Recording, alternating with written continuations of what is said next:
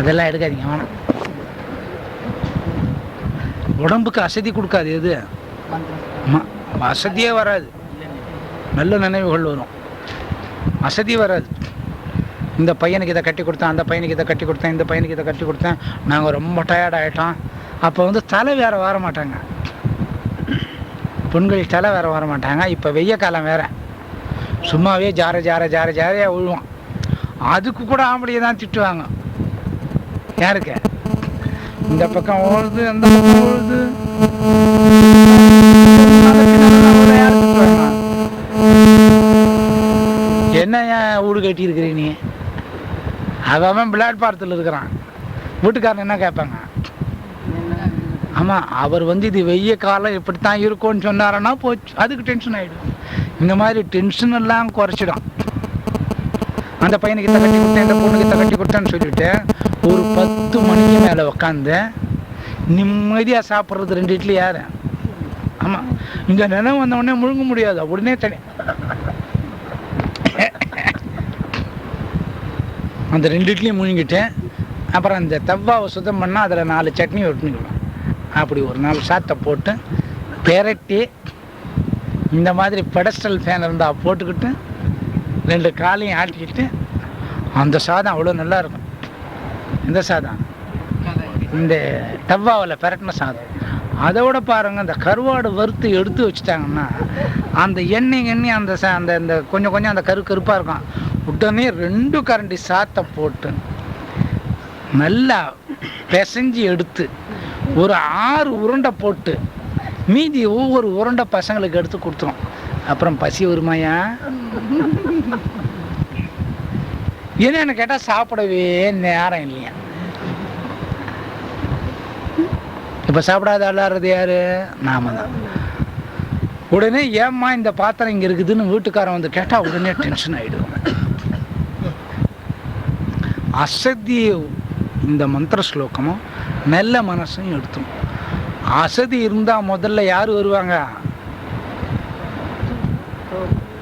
தூக்கம் வரும். தூக்கம் வந்தால் சொன்ன மந்திரங்கள்லாம் ஓடி போகும். தூக்கம் போனால் அப்படித்தான், அந்த வாயில தான் அடிக்கணும். நல்ல காலம் அவளே அடிச்சுண்டா, கொசு வந்தா பொழுது வேகமாக அடிச்சுண்டா. ஏன்னா நான் எல்லாரும் இந்த வா இந்த எடு இந்த இப்படி இந்த ஒன்றுதான்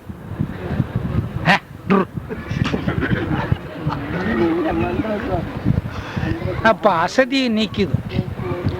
அசதியை நீக்கிட்டா அந்த இல்லத்தரசி என்ன பண்ணுவான்? அடுத்த வேலை என்ன இருக்குதுன்னு எல்லாத்தையும் தள்ளி செஞ்சு போயிட்டு உடலுக்கு ஆரோக்கியமாக வரும்.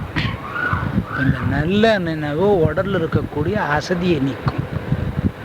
அடுத்தது கோபத்தை நீக்கும். அந்த இடத்துல கொண்டு போய் ஒரு ஸ்லோகத்தை சொன்னால் என்ன ஆகும்?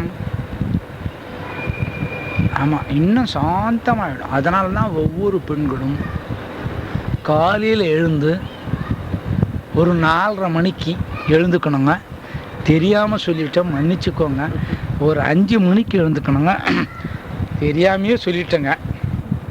முடிஞ்சால் ஒரு 5:50க்காவது எழுந்துக்கணுங்க. உடனே நான் எழுந்தனேன்னு சொன்னாங்கன்னா அவங்க வியாதி பேஷண்ட்டுன்னு அர்த்தம்.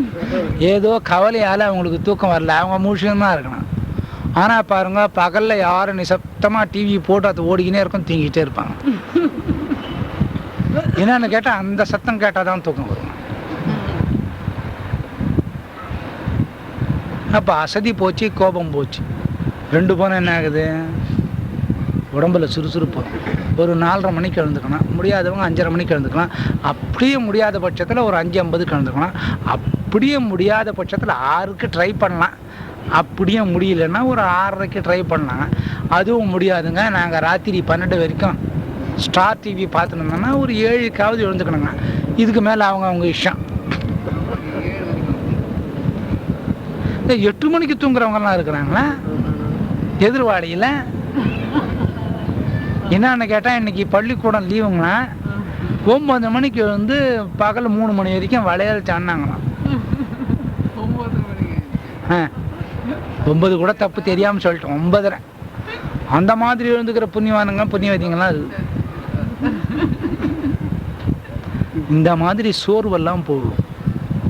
எது நல்ல நினைவு பொம்மநாட்டிக்கு வீட்டுக்குள்ளே வந்துருத்தோம்னா சோர்வு, கோபம், அந்த தூக்கம், என்னது இது போச்சுன்னா துக்கம் ஓடி போகும்.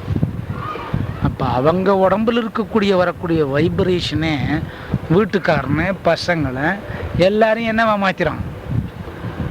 ஆமாம், நல்லவங்களா மாற்றிடுது. அதுக்கு மூல காரணம் யார் பொறுப்பு? யார் பொறுப்பு? ஒருத்தியாவது வாயை திறக்கிறாளா பாத்தியாயா?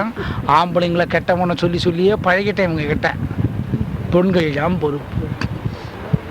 யார் பொறுப்பு? பெண்கள் தான் பொறுப்பு.